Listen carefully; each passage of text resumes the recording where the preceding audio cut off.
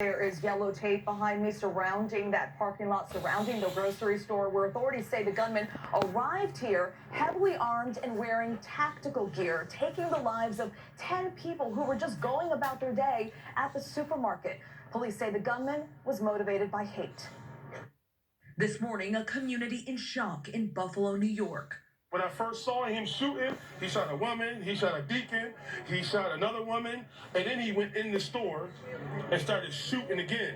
10 people shot dead and 3 more injured after a gunman opened fire at a Tops Friendly supermarket in a predominantly black neighborhood. This is the worst nightmare that any community can face. One gun secure, one suspect is in custody.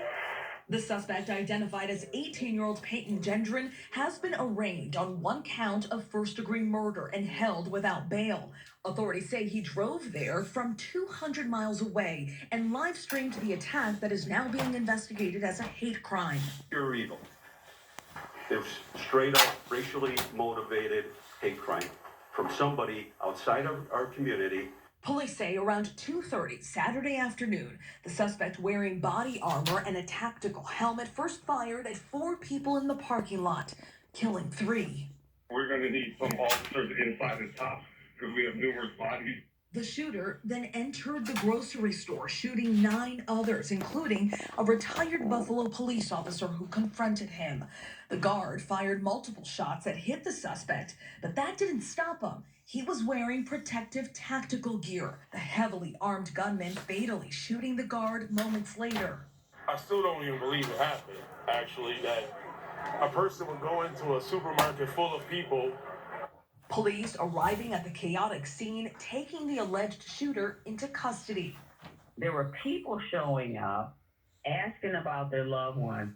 Among the victims, 4 of them store employees. My granddaughter works here. She heard the shooting, so she took herself and ran in the bathroom and locked the door. I frequent this store all the time. I've never been afraid to be here.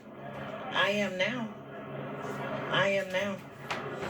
This is something that I watch on the news that happens in other places.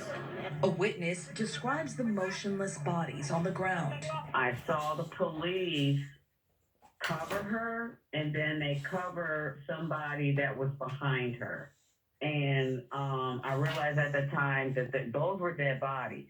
New York Governor Kathy Hochul at a press conference Saturday evening, calling attention to reports the suspect had a camera and was live streaming the shooting, condemning social media platforms that she said were out censoring hateful and violent content. There's a feeding frenzy on social media platforms where hate festers more hate.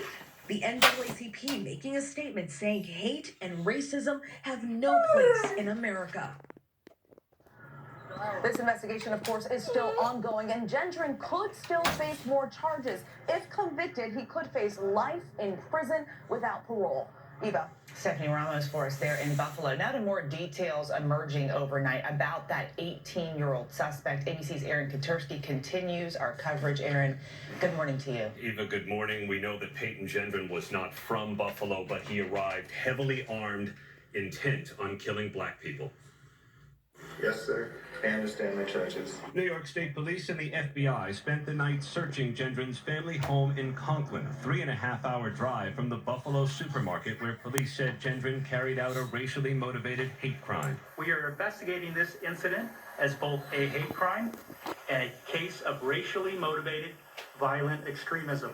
Of the 13 people shot, 11 are black, and law enforcement sources told ABC News Gendron appears to have possessed extremist beliefs cultivated online. There are certain pieces of evidence that we have ascertained in the course of this investigation that indicate some racial animosity. Investigators say they're pouring through a 180-page document believed to be authored by the suspect that details a fixation with white supremacy, the weapons he could use to kill black people, and his intent to live stream the attack. There's also a lengthy rant about replacement theory, a racist idea that white people are being replaced by people of color. We will not stop until every lead is investigated, every key. And law enforcement sources told ABC News Gendron appears to have possessed extremist beliefs cultivated online. There are certain pieces of evidence that we have ascertained in the course of this investigation that indicate some racial animosity. Investigators say they're pouring through a 180-page document believed to be authored by the suspect that details a fixation with white supremacy, the weapons he could use to kill black people, and his intent to live stream the attack. There's also a lengthy rant about replacement theory, a racist idea that white people are being replaced by people of color. We will not stop until every lead is investigated, every piece of evidence is analyzed, and until we understand how and why this horrible tragedy and crime occurs. Now, according to authorities, it was last June when a high school near his home reported to police that Gendron had threatened a shooting at graduation. No charges were ever filed.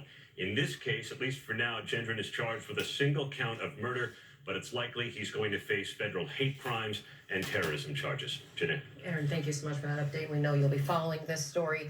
This mass shooting, of course, coming just a day after President Biden touted a $10 billion commitment to